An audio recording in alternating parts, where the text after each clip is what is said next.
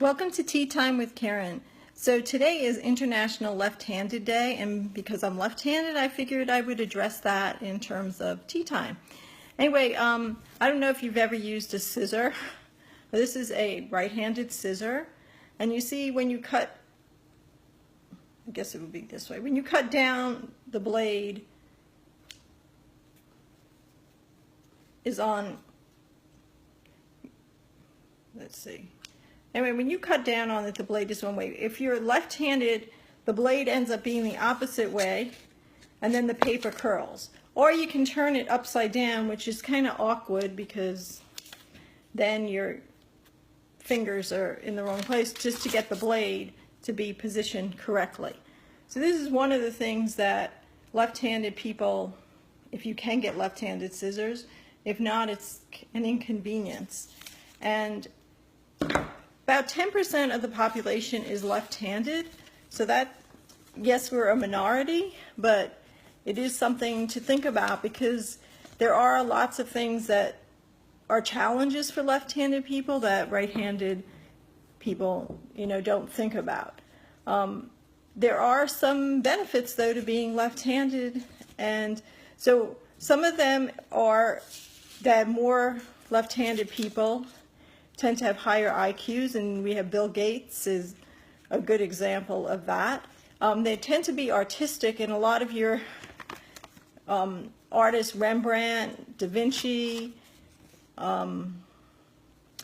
they were left-handed.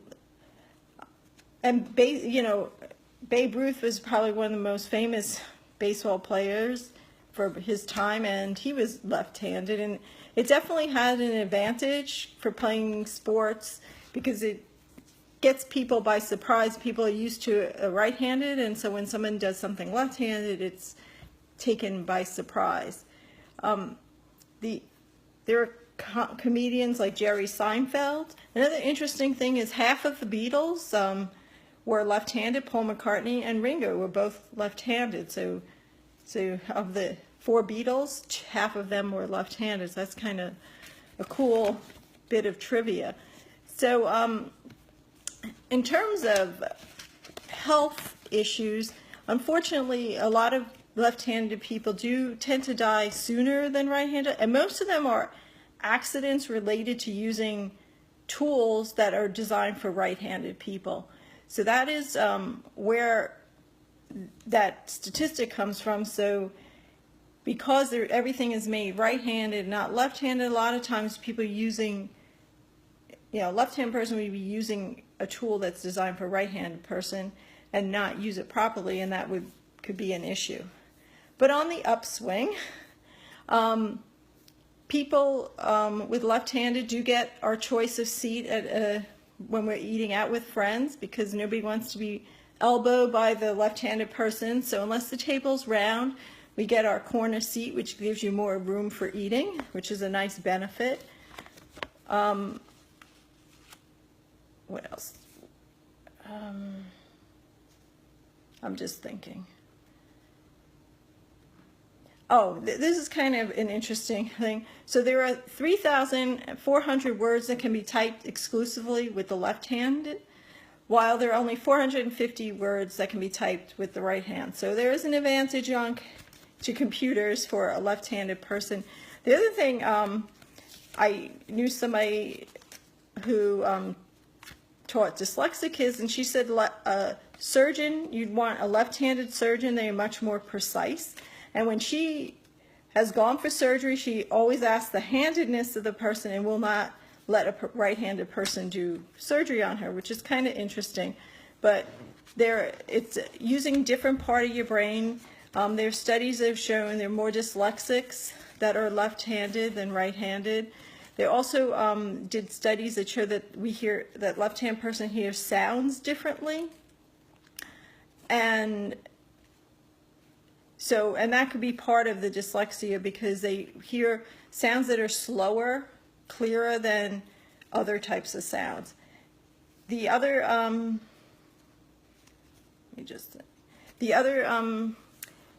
thing besides just sounds is in primitive cultures where there was a lot of fighting and stuff, they actually found that there was a left-handed advantage. And the left-handed outlived, so there is some thought that in survival of the fittest, that left-handed people would end up being the survivors because they could outlive their right-handed counterparts. And most of that is because of the theory that the world is right-handed, so when a left-handed person does something, it's taken as shock because they don't expect something from that angle. Kind of like in sports, there's like a left-handed advantage for left-handed pitchers and players in golf and tennis. There is definitely an advantage. So it's the same thing, and that's the theory.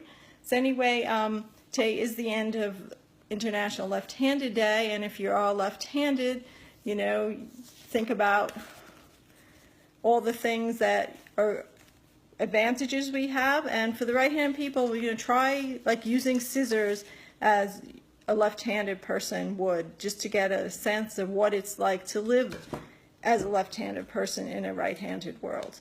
Anyway, that's it for Tea Time with Karen, and I will see you tomorrow night.